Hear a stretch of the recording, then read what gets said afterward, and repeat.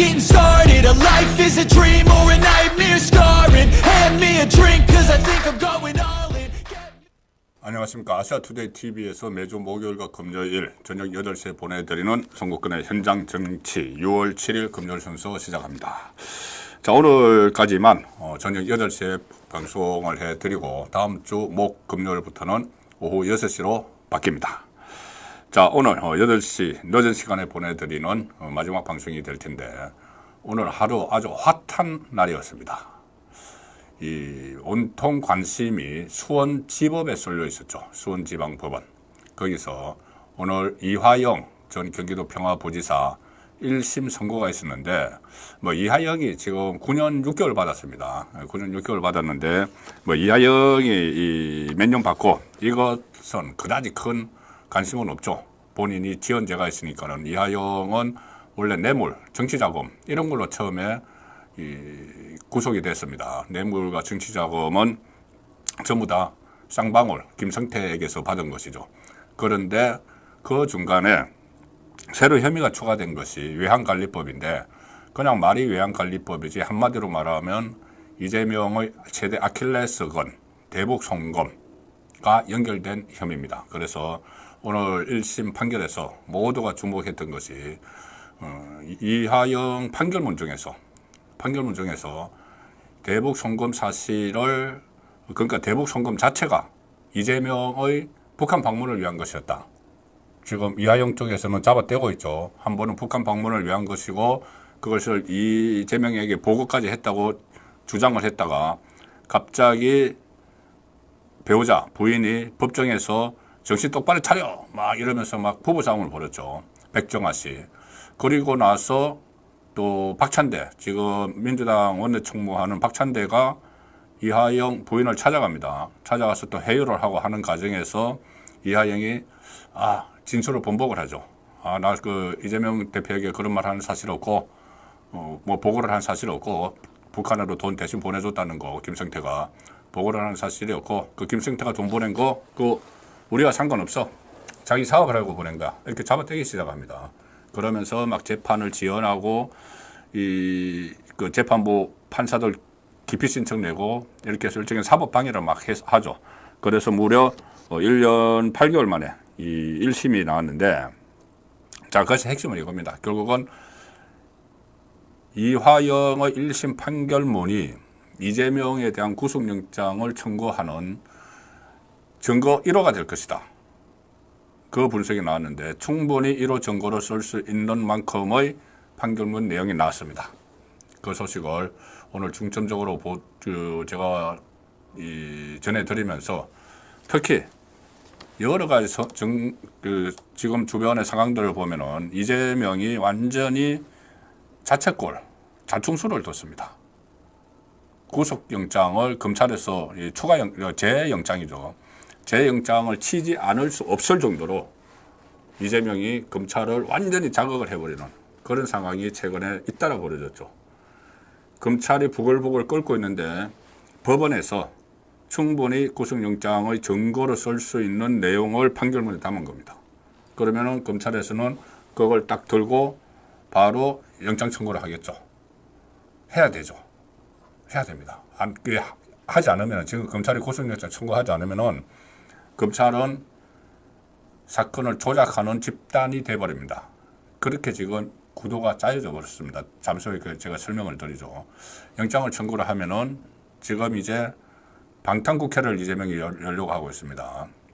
이것도 나중에 잠시 후에 전해드릴 텐데 국회 원구성을 여당과 합의를 안 된 상태에서 사상 최초로, 헌정사상 최초로 야당 혼자 본회의를 열었죠. 우리 헌정사의 처음으로.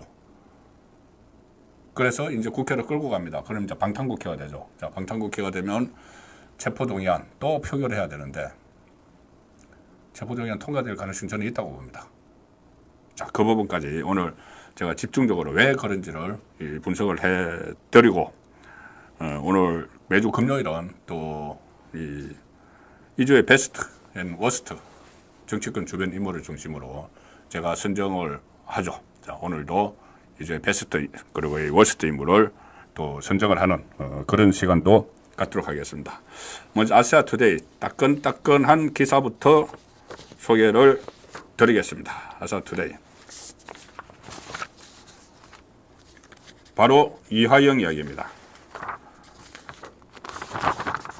이화영 재판이 한 2시부터 시작이 됐죠. 2시부터 시작이 됐는데 뭐 판결문을 쭉 읽고 뭐 그렇게 해서 한 이 아시아투데이 기사는 4시 20분에 나온 기사인데 여기에 상세히 아주 분석이 잘 되어 있습니다. 이걸 중심으로 제가 설명을 드리겠습니다.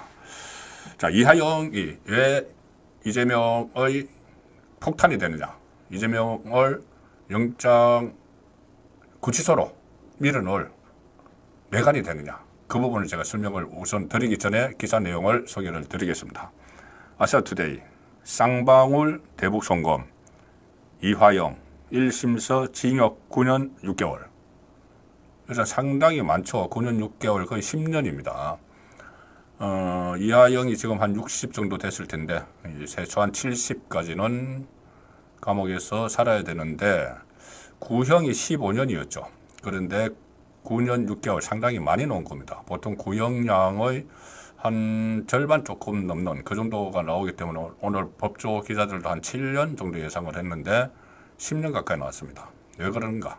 사법 방해도 있었고 거짓말 많이 했고 법관 바꿔달라고 계속 기피 신청하고 질질 끌고 거기에 다 괘씸죄, 정서적인 괘씸죄가 아니고 그렇게 되면 이제 재판을 방해했으니까 당연히 중형을 내려야 되겠죠. 법원 입장에서. 자, 뇌물, 정치자금법 위반, 외국한 거래법 위반 혐의 일부 무죄.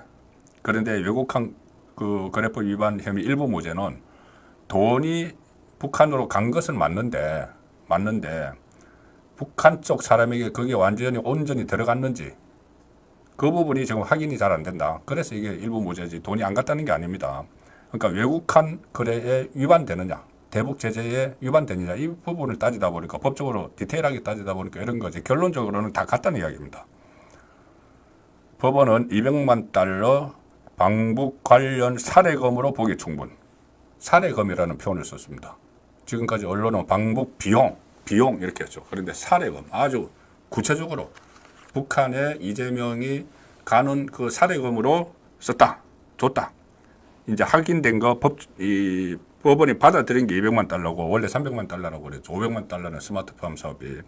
근데 100만 달러도 가긴 갔는데 외국한 거래법 위반인지 확인이 안 됐다 이 말입니다. 이 법원에서 나오는 기사는 꼼꼼히 잘 읽어도 잘 이해가 안 될 때가 있습니다. 원래 이제 이 판사들은 법 규정에 의해서 이렇게 하기 때문에 우리가 분명히 이 방북 관련 방북 비용, 이재명이 방북 비용 300만 달러 그리고 스마트팜 사업비 경기도가 내기로 한 거 대신 내준 거 500만 달러 그래서 800만 달러 총 100억 원 가량 이렇게 이야기를 계속 하죠. 그런데 법원에서는 그 중에서 가긴 갔는 걸로 보이는데 이게 법 위반인가, 외국한 관리법 위반인가, 대북 제재 그게 저촉되는가, 뭐 이런 걸 따지니까 이제 이런 이야기가 나오는데 결론적으로는 다 같다는 이야기입니다. 구형 15년인데 이 9년 6개월 상당히 많은 형량이죠.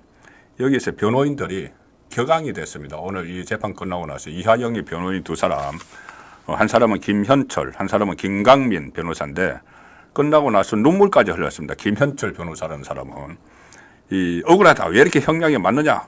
막 김현철 변호사가 어떤 사람이냐 하면은 그 이야기를 했던 사람이죠. 그때 이화영의 보석 심리에서 이화영에게 유죄면은 이재명에게도 유죄다. 그러니 알아서 잘 판단해라. 앞으로 우리나라 정치 향배에 영향을 미친다. 이렇게 판사들을 겁박했던 사람입니다. 그 변호사가 김현철인데 오늘 끝나고 나서 울먹이면서 아이고 우리 그 화영이 선배, 이화영 선배 너무 안 됐다 이런 식으로 울먹이고 앞으로 저 왼쪽에 저 있는 사람들 뒷짐지고 둘 다 뒷짐이네. 머리 저 뒤로 넘긴 넥타이 안 맨 사람입니다. 이 김현철 변호사인데 아이고 그러고 또 앞으로 뭐 어떻게 할 거냐 하니까는 형수님에게 물어보겠습니다.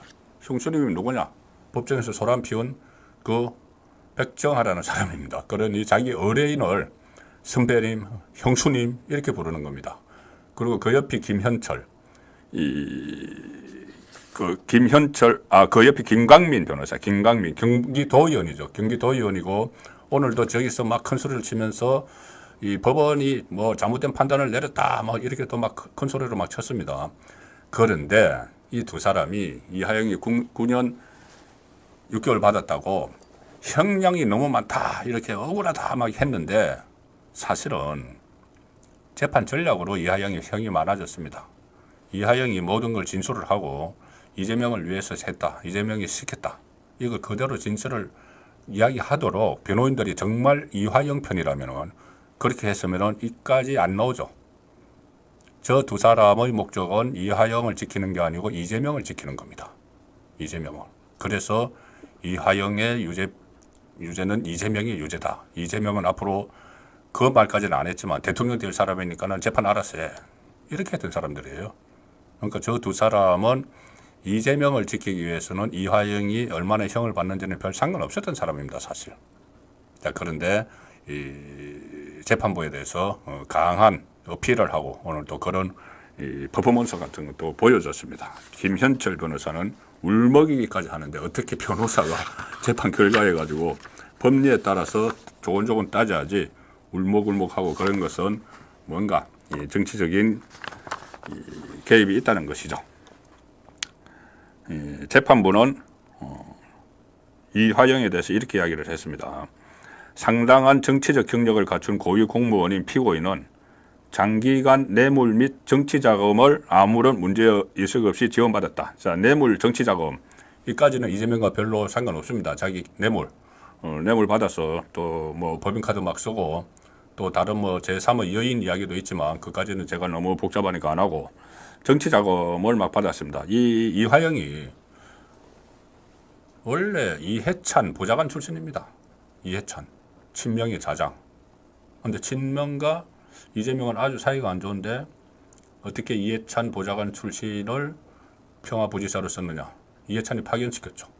이해찬이 나중에 이재명을 이렇게 그 친명도 그 문재인 쪽도 자장 역할을 하면서 이재명 후견인 역할을 하면서 그때 이화영을 이재명에게 파견시켰습니다. 그런데 이화영은 국회의원도 그 출마도 하고 여러 가지 선거를 많이 했죠. 그것이 이제 정치자금법, 자기 정치자금법입니다. 이까지는 뇌물죄하고 정치자금법은 자기 죄인데 외국한 거래법, 이게 이제 이재명을 위해서 하는 것이죠.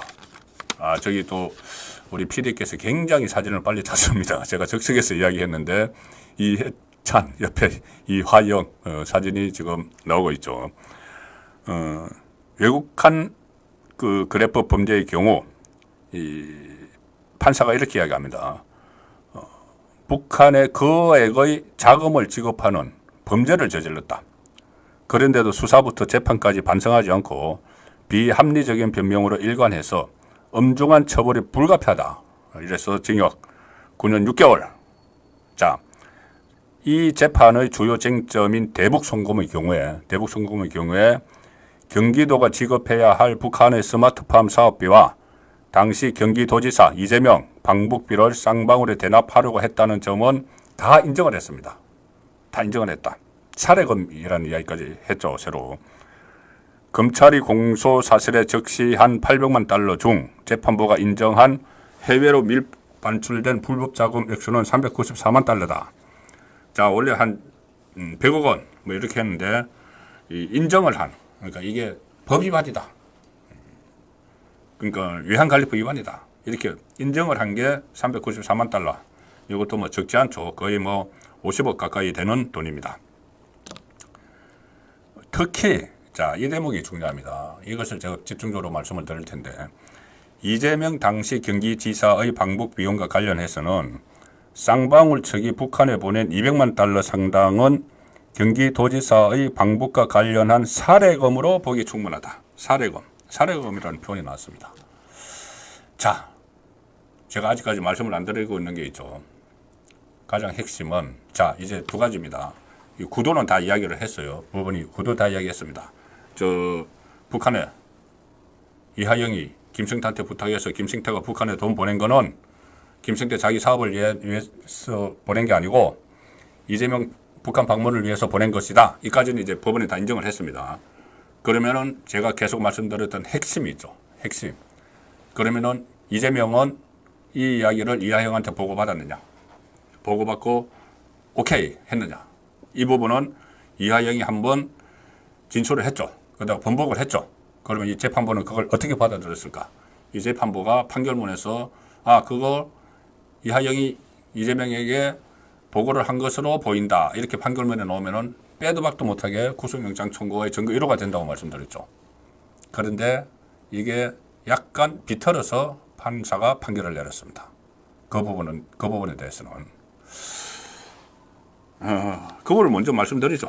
잠시 후에 또 말씀드릴까 했는데 그 부분에 어떻게 이 판사가 정리를 했는지를 일단 말씀을 드리겠습니다. 그래서 말이 좀 연결이 되니까. 자, 판사가 이렇게 판결합니다. 그 부분, 보고를 했는지 안 했는지. 이게 핵심이죠. 일단 그 돈은 이재명을 위해서 들어간 거는 지금 확인이 됐습니다. 그 판결이 났습니다. 자, 그러면 이게 보고를 했는지 안 했는지. 자, 판결 내용은 이겁니다. 피고인 이화영이 이재명 경기도지사에게 보고했는지 여부는 이 사건과 무관하다. 뭐냐? 이게 무슨 의미냐 하면은 이건 이화영 재판이지 이재명 재판이 아니다. 그래서 이화영이 이재명을 위해서 김성태에게 돈 좀 보내줘. 북한에 한 것까지는 우리가 밝혀야 된다. 왜? 이화영의 외환관리법이기 때문에 그 외환관리법을 왜 위반을 했는지를 밝히려면은 그 김성태에게 돈을 보내달라고 해서 그 돈을 가지고 했기 때문에 외환관리법까지는 우리가 밝혀야 되는데 이화영 재판이니까 외환관리법 그 저촉 여부를 밝혀야 되고 왜 외환관리법을 위반했는지는 밝혀야 되지만 이재명에게 그거를 보고를 했는지 또 지시를 받았는지는 우리 재판 소관이 아니야. 이렇게 됐죠. 자, 그러면은 이 판사가 또 뭔가 이게 발뺌하는구나. 이재명과 관련된 중요한 사안이 생기니까 이재명 또 무서워하는구나. 개딸들이 정말 개딸들이 잡혀 찍었습니다. 벌써 개딸들이 잡혀 찍을까봐 한 발 뒤로 물러서는구나. 그렇게 생각하실 수가 있죠. 저도 처음에는 그렇게 판단했습니다. 이 이야기를 딱 듣고 나서. 그런데 반전이 하나 있습니다. 그 뒤에 자 이화영이 이재명에게 보고했는지 여부는 이 사건과 무관하다. 이걸로 땡 했으면은 또 발빼네. 판사가 이렇게 했겠죠. 그 다음에 이 말을 덧붙입니다. 자, 판사가 덧붙이는 말입니다. 잘 들어보시면은 저도 판결문에도 참 이런 걸 써는구나 하는 생각을 했어요. 기자들이 기사 쓸 때 뭔가 이렇게 써놓고 그 다음에 좀 애매하게 이렇게 뒤로 붙이는 경우가 있습니다. 그러면 이게 행간의 행간의 뜻을 좀 읽어달라 이 이야기입니다. 애매하게 뭔가 뉘앙스를 풍기는 뭐 그런 건데 그 다음에 판사가 뭐라고 하냐면은 그러니까 이하영이 이재명에게 보고했는지 여부는 이 사건과 무관하다. 내가 판단할 일이 아니다 이거죠. 그 다음에 이재명이 경기도지사로 취임함에 따라 확대 개편된 평화부지사를 전담했다. 피고인 이하영이 이재명이 취임함에 따라서 확대 개편된 평화부지사를 전담을 했다. 자, 평화부지사. 그러면서 이렇게 이야기합니다. 이 평화부지사를 전담을 하면서 남북 경제협력 정책 등을 도지사에게 보고하는 등 포괄적인 실질적인 임무를 했다. 이렇게 덧붙입니다. 이게 본인이 이 판사가 이화영 재판 판사지 이재명 재판 판사는 아니니까 이재명에게 보고했는지는 따로 판결문 안 넣겠지만 이재명이 취임을 해서 경기도지사를 취임을 해서 평화부지사 자리를 새로 만들고 그 전에는 뭐 정무부지사, 경제부지사 이렇게 있죠. 그런데 북한과 교류를 위해서 평화부지사를 따로 만들어서 그 자리를 이하영이 전담을 했다. 다 맡아서 했다. 그 맡아서 하면서 남북 경제 협력 정책 등을 도지사에게 보고하는 등 전반적인 걸 이재명에게 다 보고했다는 이야기죠. 경제 협력 정책. 이것은 이제 아까 500만 달러 보냈다는 거, 스마트팜 그런 거를 포함해서 이 모든 협력, 북한과 협력하는 거를 다 도지사에게 보고했다. 보고하는 등 포괄적으로 실질적인 임무를 했다. 포괄적으로 실질적인 임무를 했다. 다 보고하면서 했다. 자, 그래서 이것은 결국은 사실상 이재명에 대한 보고를 했다는 것을 인정하는 것이나 마찬가지인 이 판결문이 났다. 그렇게 봐야 됩니다. 본인이 맡은 재판이 이하영 재판이기 때문에 이렇게 본인이 할 수는 없었다. 자, 그 생각이 드는 판결 내용이었습니다.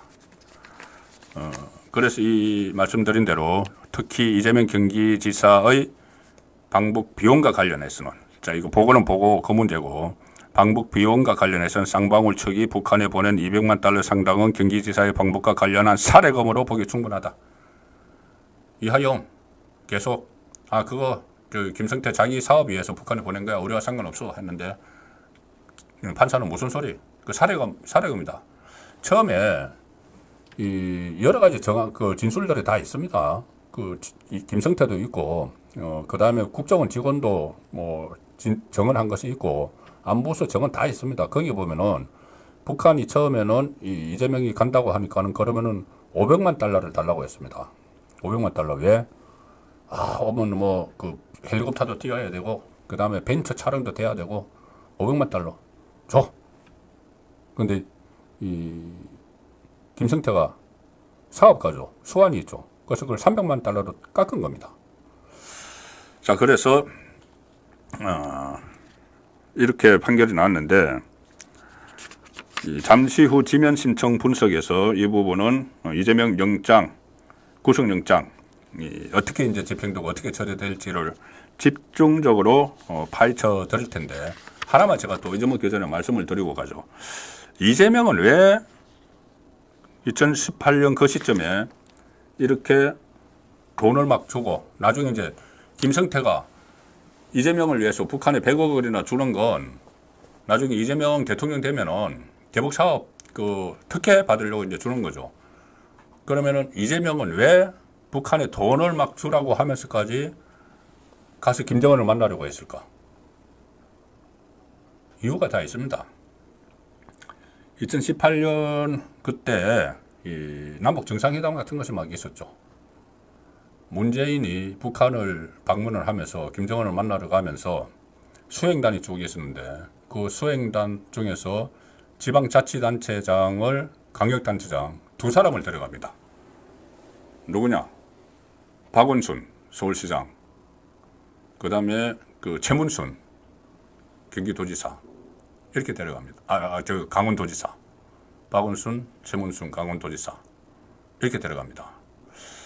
그런데 이제 서울시장은 전국시도지사 협의회 회장이라서 데려가는 거죠.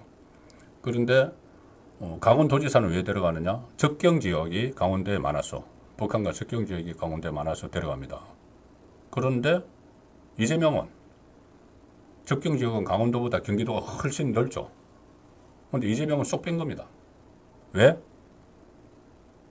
친문과 사이가 안 좋으니까. 그러니까 문재인의 후계자가 아니니까. 차라리 박원순도 그때 대권 주자였으니까는. 그러니까 다른 대권 주자는 데려가는데 자기만 쏙 뺀 거죠. 그러니 그래?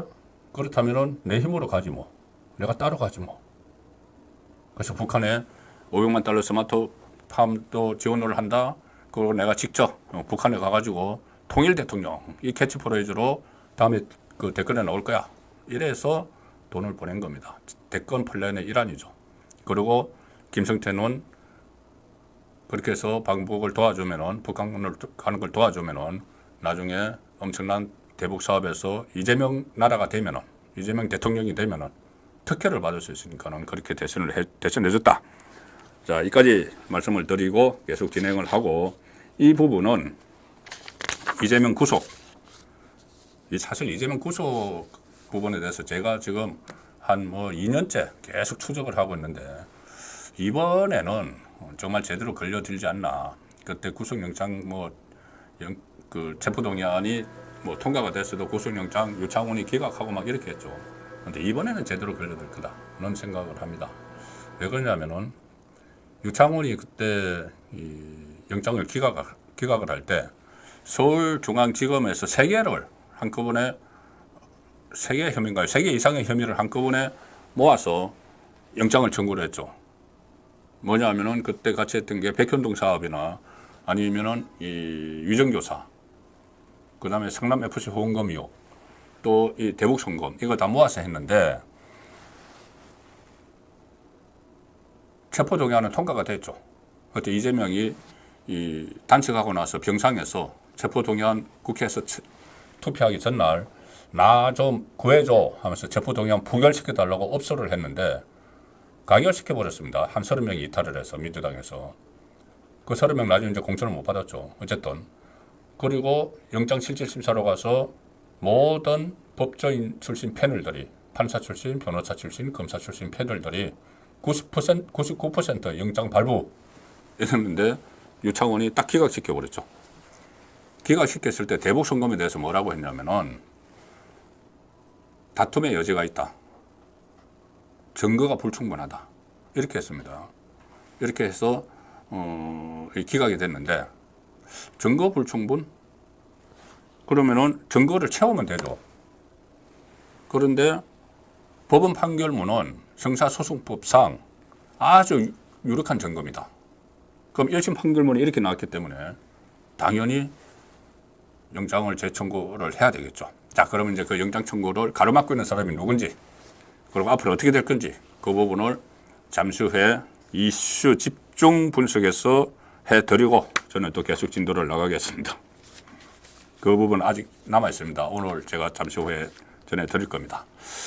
자, 아시아투데이 첫 번째 기사를 너무 이렇게 큰 자락을 깔았는데 이어가기로 하고, 이것도 상당히 중요합니다. 모든 것이 이재명의 이 방탄과 연결되는 일들이 계속 일어나고 있는데, 아시아투데이 기사, 여야 원구성 합의 무산, 상임위 배분안, 야 단독 처리 가능성 높아졌다.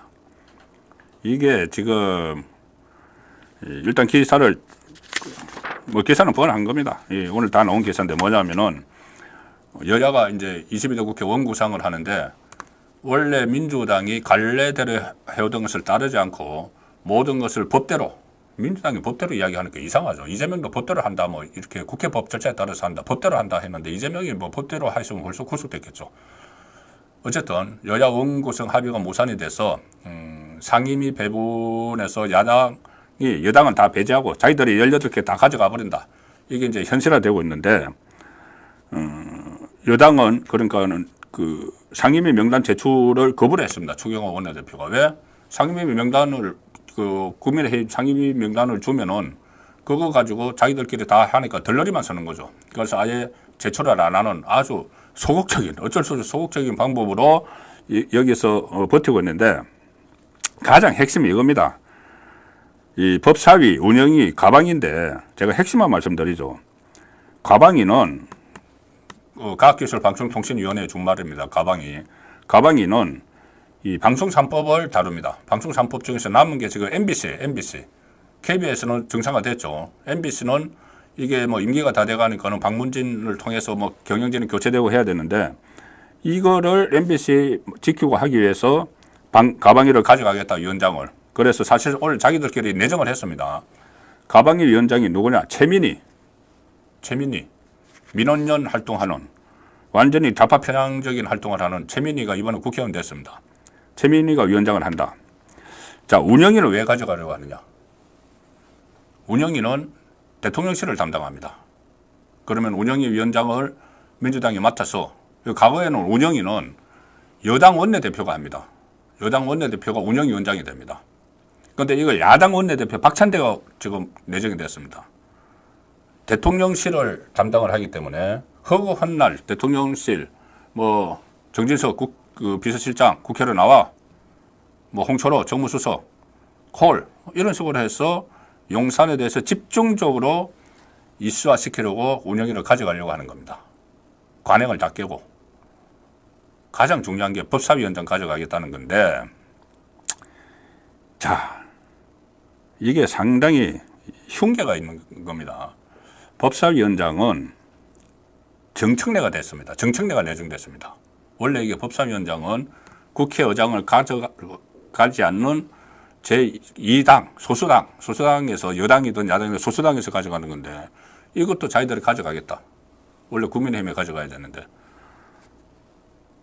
그래서 정청래가 지금 내정이 됐다고 하는데 완전히 이 무대포죠. 속된 말로. 법사위원장이 왜 가져가려고 하느냐. 자, 법사위 소관에 검찰과 법원이 있습니다. 이재명 검찰 리스크, 법원 리스크, 조국, 문재인. 뭐 문재인을 위해서 뭐 민주당이 요새 이재명이 막 이렇게 적극적으로 하는 것 같지는 않습니다만 어쨌든 온통 이 검찰과 법원에 걸려 있는 사람들이 이 바글바글한데 좌파 진영 안에서 그 법사위원장을 가져가겠다. 또 하나 법사위원장 가져가겠다는 목적 크게 세 가지입니다. 하나는 법원과 검찰을 관할을 한다. 국정감사 같은 거 할 때 막 몰아치겠죠. 그리고 법사위에 딱 앉아있는 사람들은 어떻게 하지도 못하고 그럴 텐데 그리고 또 하나는 법사위는 모든 법안이 한 번씩 걸러지는 데죠. 뭐 법안에 자구 심사를 해야 되니까는 법사위에서 붙들고 있으면은 그 본회의로 가기도 어렵고 그렇죠. 그런데 지금 5개 특검법은 발의를 했죠. 민주당이, 이재명이. 특검법안을 법사위에서 딱 제동을 걸면은 진도로가 못 나가죠. 그런데 다른 사람도 아닌 정청래가 법사위원장으로 앉아있으면은 모든 거는 다 특검법, 민주당이 하는 거 전부 다 본회의로 막 올리겠죠. 저 정청래. 더 이 안에 흉계가 하나 있습니다. 법사위원장은 대통령이든 장관이든 검사든 탄핵을 하면은 탄핵안이 국회를 통과를 하면은 그 다음에는 헌법재판소로 가죠. 헌재 심리할 때 국회 법사위원장이 탄핵소추위원이 됩니다. 탄핵소추위원은 뭐냐? 탄핵을 하는데 검사 역할을 하는 거죠. 박근혜 전 대통령 탄핵 때 법사위원장은 비박 친이였던 권성동이었죠. 같은 당이라도. 나중에 이제 따로 나갔지만 권성동이 검사 역할을 했습니다. 그래서 헌재에 가서 박근혜 탄핵돼야 되는 이유를 막 설명을 하는 거죠.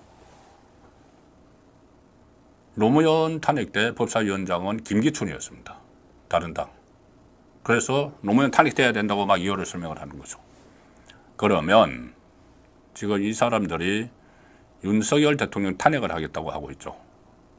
그러면 탄핵안이 만약 국회에서 통과되면은 여기 있으면 108명이라서 그럴 가능성이 낮지만은 나중에 혹시라도 변수가 있어서 자 그리고 그것뿐이 아니고 또 있습니다. 그러니까 일단 대통령 탄핵이 통과가 되면은 정청래가 나가서 법사위원장이니까 검사 역할을 하는 겁니다. 헌재에 나가서 윤석열 대통령 탄핵해야 돼. 왜? 뭐 이런 식으로 쭉 하는 거죠.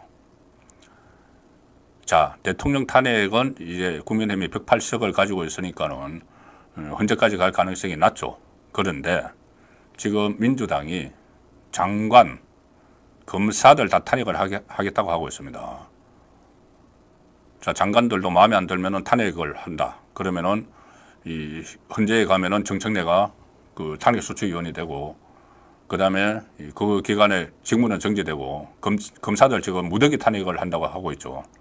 그 대북 송금소 그 수사하는 검사들 뭐 수원지검장부터 다 탄핵하겠다고 오늘 그 이야기가 나왔습니다. 그러면은 그 직무를 정지시키죠. 만약 국회는 이제 이거는 가반수입니다. 그러니까 통과가 됩니다. 가반수니까는 대통령 탄핵은 3분의 2라서 이 108석이 있는 국민의힘이 있기 때문에 그 통과가 안 되지만은 장관이나 검사 탄핵은 됩니다. 그러면은 직무 정지되죠. 그러면 법사위원장이 나가서 소추위원을 해서 헌재 가서 다투는 거죠.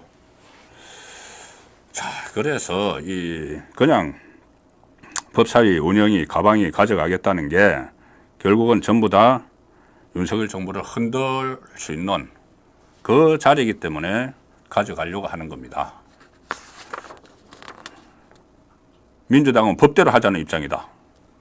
이게 법사위가 국회의장이 없는 데서 가져가는 거나 운영위를 여당 원내대표가 하는 거나 이것은 관행이죠. 견제를 하기 위해서. 이런 관행들이 주로 노무현 때 만들었던 겁니다. 그런데 법대로는 어떻게 되느냐 하면은 다수결이 그냥 투표를 하게 되니까는 다수당이 가져가는 거죠. 근데 지금 다수당의 행포를 막기 위해서 이런 관행을 만들었는데 그걸 무시하겠다는 겁니다. 말씀드린 그런 이유들 때문에. 이재명이 이런 말을 했습니다. 최고위원회에서 타협과 조정을 해보되 합의가 되지 않으면 무할히 미룰 게 아니라 헌법과 국회법, 국민의 뜻에 따라 다수결 원리로 원구성을 하는 게 타당하다. 법대로 신속하게 일하는 국회를 만들어가자. 법대로 하자는 겁니다. 법대로 하면 이재명은 구속이 돼도 몇 번 구속이 됐죠. 이것저것 막 만들어서 빠져나가고 재판 방해하고 위정하고 위정교사하고 위정교사도 재판받고 있지 않습니까? 선거법 같은 경우 1년 안에 대법원까지 다 마치게 되어 있는데 이렇게 저렇게 막 그 재판 지연하고 뭐 단식한다고 하고 막 그래가지고 1심도 아직 안 나오게 만들고 1년 10개월이 됐는데 그거 법대로 안 하는 겁니다. 근데 이걸 지금 법대로 하자는 이야기죠. 자, 흥분을 가라앉히고 아시아투데이 마지막 기사도 참 좌파의 민낯을 보여주는 기사입니다. 민주당 김정숙 여사 6천만 원 기내식 논란에 105만 원 해명. 105만 원 해명. 참 이것도 해명이라고 하는 건지 핵심만 말씀드리죠. 제가 지금 이재명 영장 이야기를 해야 되는데 시간이 자꾸 가고 있어서 핵심이 뭐냐. 문재인 정부 출신 인사들이 오늘 기자회견을 열어서 과거 김정숙의 인도 타지마을 방문을 둘러싼 의혹에 대해 적극 반박했다. 도종환 지금 소환돼서 불려나왔고 청와대 상황실장이던 윤건영 대변인이었던 고민정 쭉 오늘 서서 이런저런 그 타지마을 셀프 초청 그리고 262만 원 이거 전부 다 그 해명이라고 했는데 해명이 참 희한합니다. 일단 뭐 그 셀프 초청 여기에 대해서는 이 인도 총리가 보낸 초청장을 공개를 했습니다. 사실이 아니다. 봐, 초청장 왔잖아. 초청장 갔어요. 보내달라고 그래서 보냈어요. 그 모디가. 그거 다 아는 건데 와, 초청장이 왔는데 왜 그래? 출국하기 9일 전에 왔습니다. 도종환은 그것보다 한 달 전에 자기가 단장으로 자기가 민항기 타고 가는 줄 알고 가는 비행기 오는 비행기 다 예약을 해놨습니다. 근데 갑자기 김정숙이 간다고 그러니까는 전용기를 띄운다고 하니까 그럼 나도 전용기 타고 가. 그 상황에 대해놓고는 지금 저기 와서 엉뚱한 소리를 하고 있는 겁니다. 처음부터 가는 걸로 돼 있었다고 김정숙이. 그럼 자기는 왜 비행기표를 왕복을 다 끊어놨습니까? 그리고 제가 이 말씀까지 드려야 되는지 도종환이 CBS 라디오인가요? 거기 나가서 뭐라고 했냐면은 김정숙이 가야 되는 이유를 설명을 하면서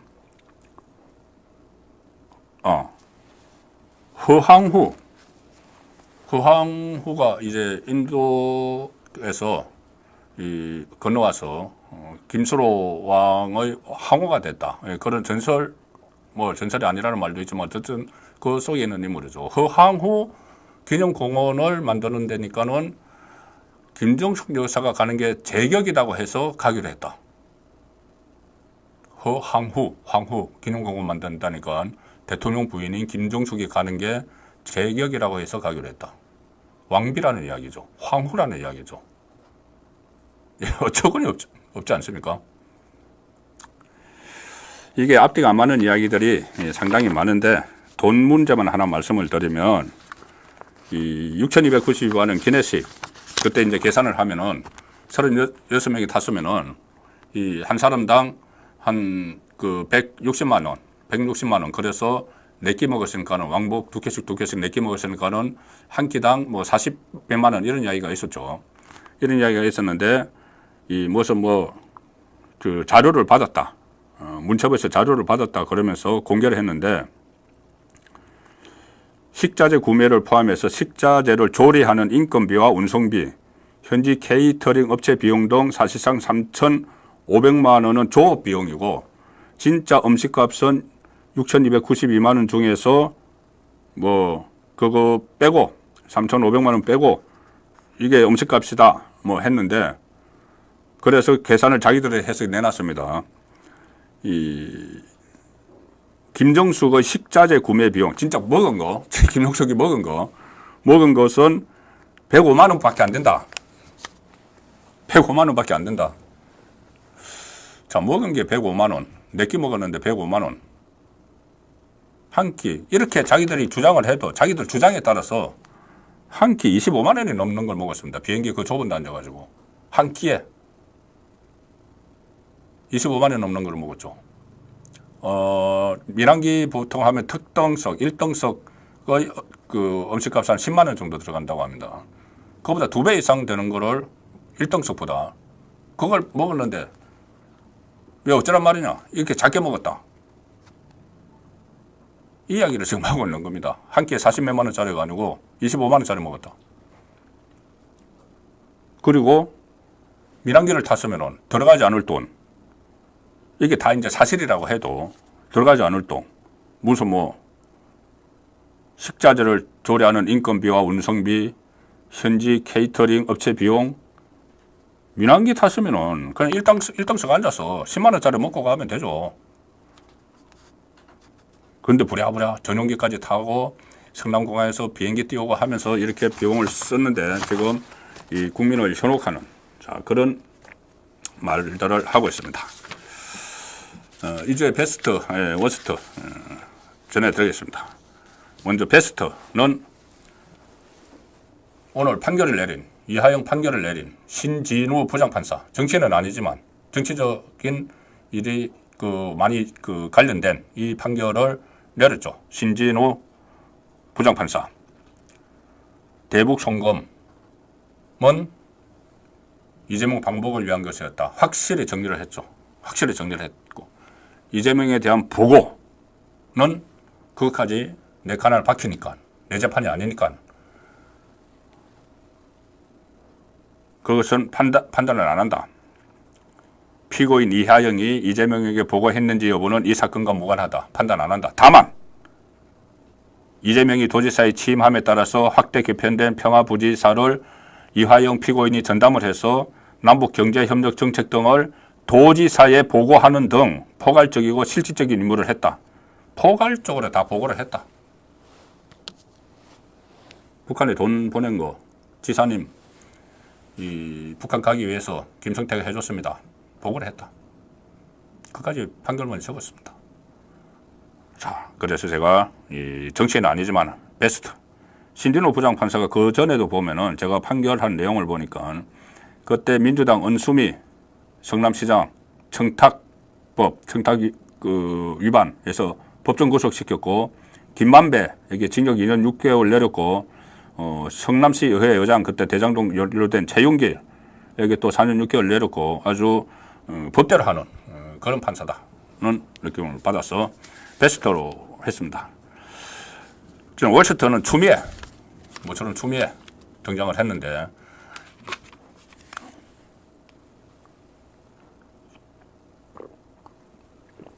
지난번에 개원국회 할 때 임시국회의장을 맡았죠. 본인은 국회의장 경선에서 떨어졌는데 이 최다선 6선인데 6선에 몇 사람이 있으니까 그중에서 연장자 1958년생 추미애가 맡았는데 임시국회의장을 맡기 전날 밤에 지금 기사가 나오고 있습니다.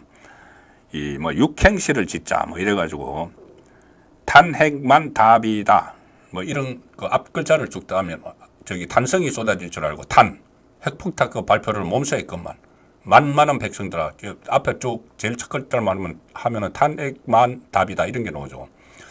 이런 말장난을 하면서 국회의장을 임시국회의장을 맡고 국회의장이 되겠다고 했던 사람이 탄핵을 그냥 함부로 입에 올리고 저 뒤에 보면은 핵폭탄급 발표를 몸소 했건만 이게 바로 석유 이야기입니다.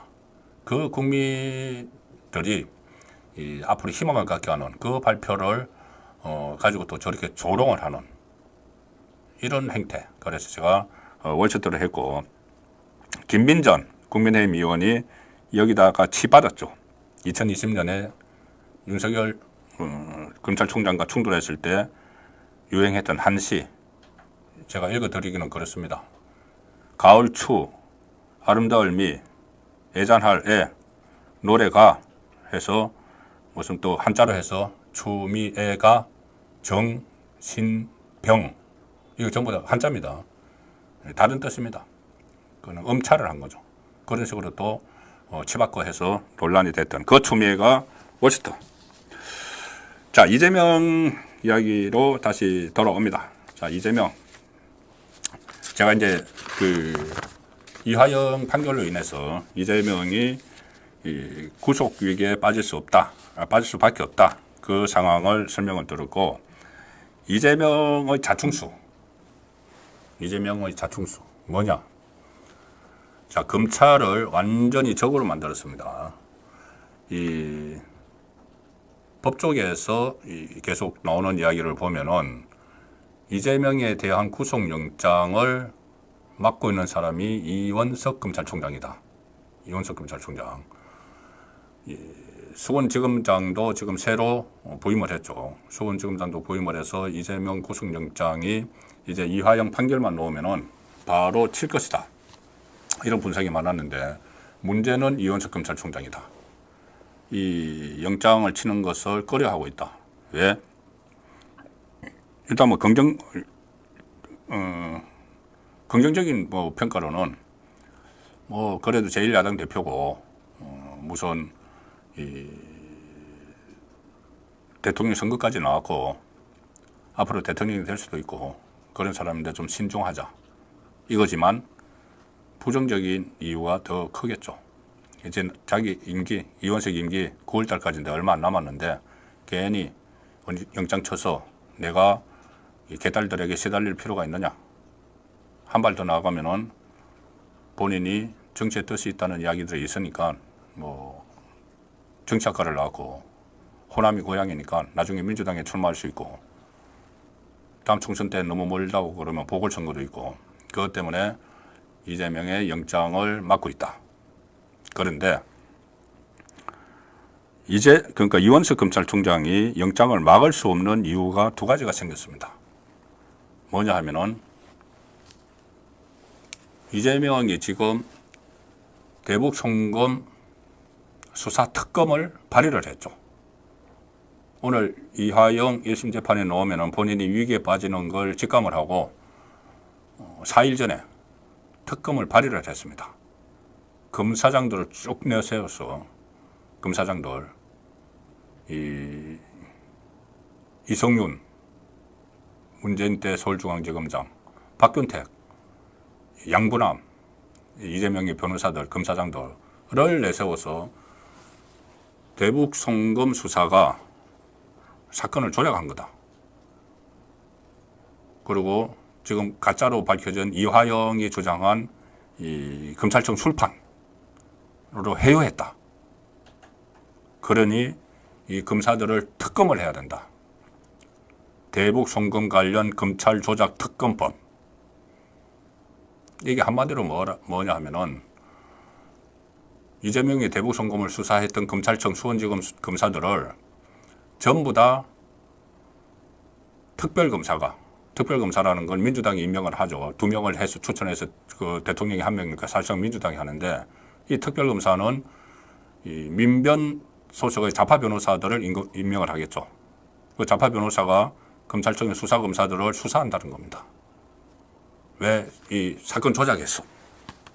그걸 이제 검사장들이 쭉 나서서 자기가 데리고 있었던 검사들을 전부 다 사건 조작하는 사람들로 매도를 하면서 저 특검법을 발의를 한 겁니다. 그러니 아무리 이원석 검찰총장이 지금 아무 일도 하기 싫다고 해도 그냥 몸성이 있다가 나가는 것도 아니죠. 김건희 여사 뭐 소환하겠다고 하는데 어쨌든 저 정도로 검찰을 매도를 하지 않습니까? 검찰 전체를 저것뿐만이 아닙니다. 대장동 사건을 수사한 수사팀도 특검을 하겠다. 아직 발의는 안 했지만 조국 수사한 팀도 특검을 하겠다. 이러면 이제 검찰 조직 전체가 사건을 조작하는 집단이 되어버리는 거죠. 그러면 검찰총장, 검찰 총수가 그걸 그냥 보고만 있을 수는 없죠. 그래서 한마디를 했습니다. 안 하면은 그것은 뭐 말도 안 되는 이야기죠. 검찰총장이. 그때 퇴근길에 기자들과 만나서 이런저런 비판을 했습니다. 민주당을. 사실 이재명을 비판을 하는 거죠.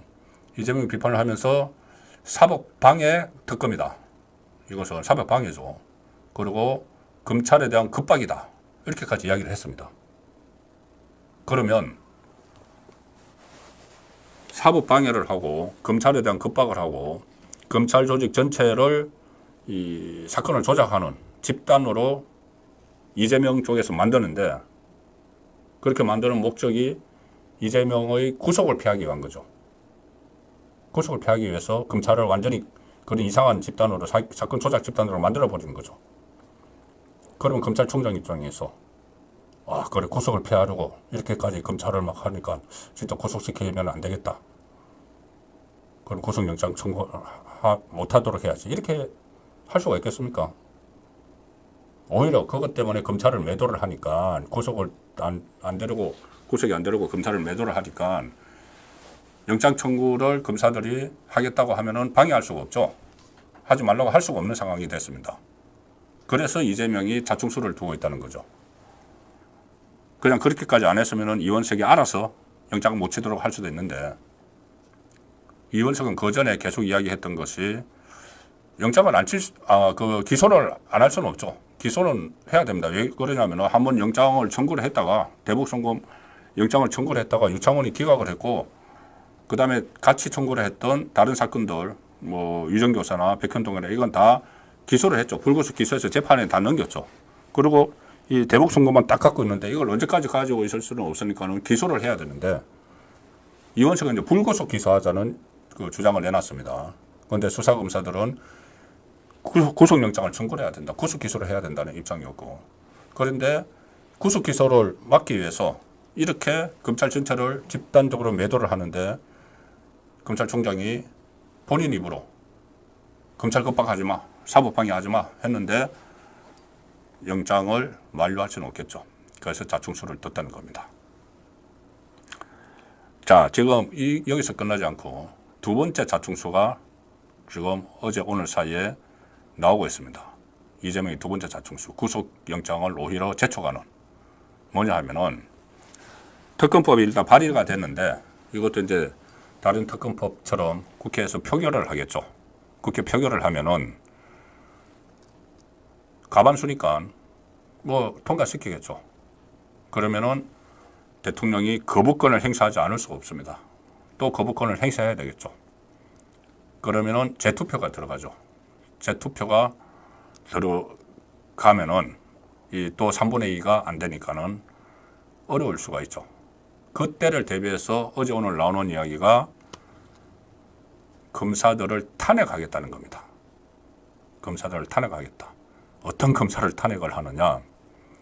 수원지검장을 비롯해서 이번에 새로 부임한 수원지검장을 비롯해서 수원지검장, 차장검사, 이렇게 전 부장검사, 검사들 쫙 엮어서 모조리 탄핵을 하겠다는 겁니다. 그 전에 그 수원지검 차장검사 이정섭 차장검사 탄핵을 했죠. 물론 헌재에 남아있지만은 그리고 명분은 뭐 처가와 관련된 일이지만은 어떤 수사 방해를 하기 위해서 탄핵을 실제로 했습니다. 그런데 이번에 특검을 발의를 했는데 윤석열 대통령이 거부권을 하면은 탄핵을 하겠다. 쫙 엮어서.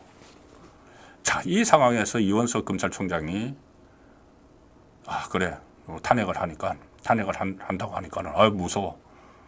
영장 청구하지 말아야지. 이렇게 할 수는 없는 노릇이죠. 그렇기 때문에 제가 구속영장을 칠 수밖에 없는 상황을 스스로 이재명이 만들고 있다. 자, 그 말씀을 드리는 겁니다.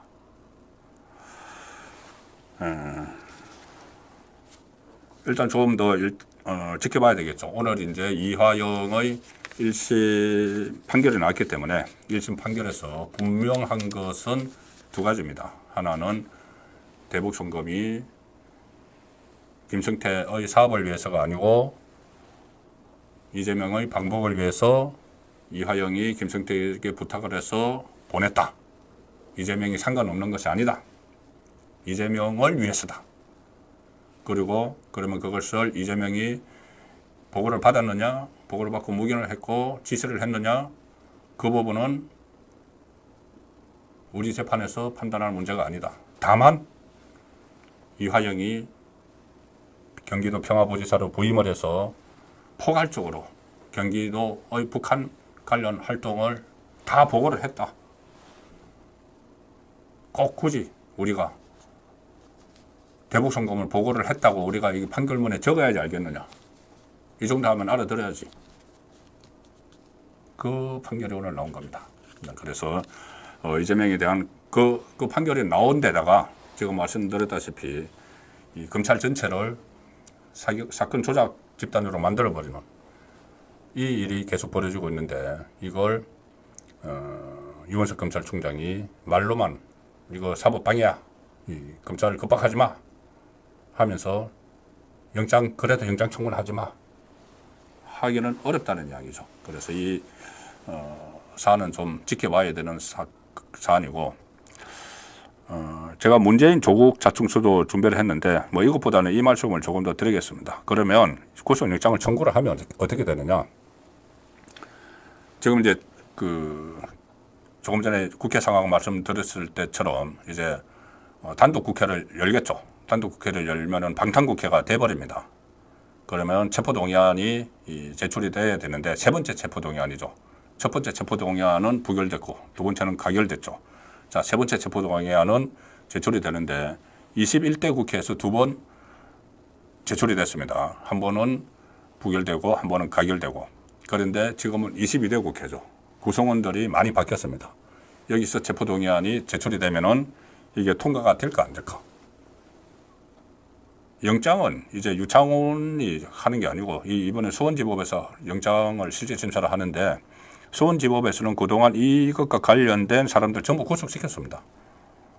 이화영도 마찬가지고 뭐 김성태, 안보수 다 구속시켰죠. 그래서 법원 영장은 나올 텐데 체포동의안이 그 전에 통과가 될지 여부인데, 얼핏 생각하면은 지금 이재명이 이 당 장악력이 당을 그때 이제 공천 과정에서 완전히 이재명 당으로 만들었기 때문에 민주당이 똘똘 뭉쳐서 부결을 시키겠지. 그렇게 생각을 할 수 있지만은 꼭 그렇지만도 않습니다. 이재명이 이렇게 이 당을 이재명 당으로 만들 수 있었던 것은 총선 공천권을 가지고 있을 때였죠. 공천권을 가지고 있을 때인데 공천권 지금 다 써버렸습니다. 써버린 상황에서 민주당 안에서는 그런 이야기들이 나오죠. 아니 어차피 다음에 이재명이 형이 이것저것 다 확정이 되면은 피선거권이 박탈돼서 대통령 선거에도 못 나올 텐데 왜 우리가 계속 이재명을 보호를 해야 되지? 이런 말들이 나오기 시작합니다. 물론 그 안에 이 더민주혁신회의 이 30몇 명 충성파들 이 사람들을 공동 운명체니까 이재명과 거기는 아니라고 하더라도 많은 의원들이 그렇게 생각을 하고 있습니다. 그리고 이재명이 이제 공천권을 다 써버렸기 때문에 더 이상 이재명을 쫓아다니지 않는다는 것이 한번 나타나는 게 있죠. 바로 추미애와 우원식이 붙었던 국회의장 후보 경선입니다. 그거는 22대 당선인들이 투표를 했죠. 그리고 그 당선인들이 지금 22대 국회의원이 되어 있는 겁니다. 체포동의안이 들어오면 그 사람들이 투표를 합니다. 그때 어떻게 됐죠? 이재명이 추미애를 국회의장 만들기 위해서 조정식과 정성호를 주저앉히면서까지 작업을 했는데 안 먹혔죠. 우원식이 9표가 더 많이 89표를 가져가서 우원식이 국회의장입니다. 지금.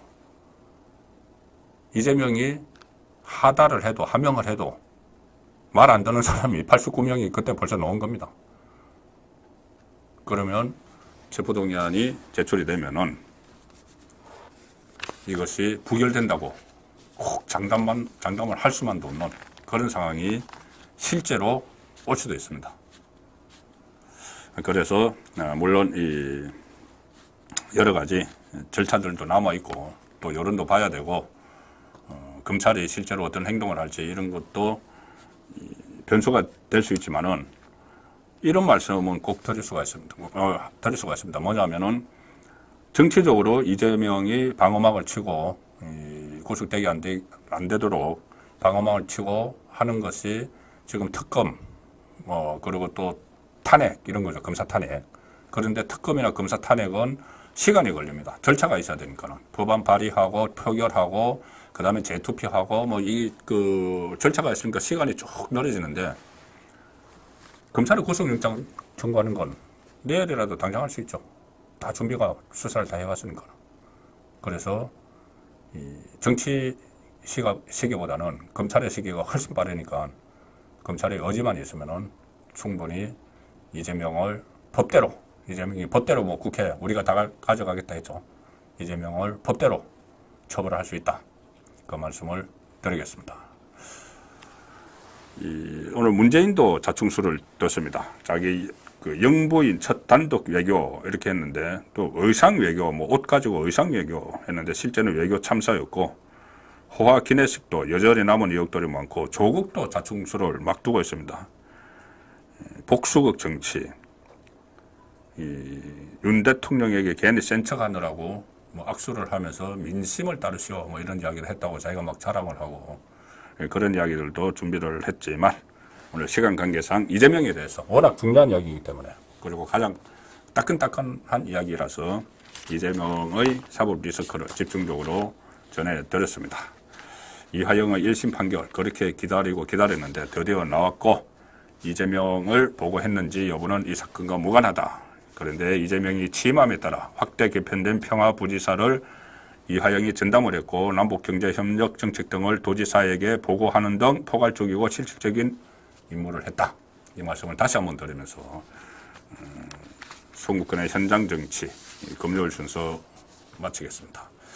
다음 주는 처음에 말씀드린 대로 6시부터 합니다. 목요일과 금요일 송국근의 현장 정치뿐이 아니고 이 아시아투데이 TV의 저녁 프로그램은 다 월요일부터 6시에 시작을 합니다.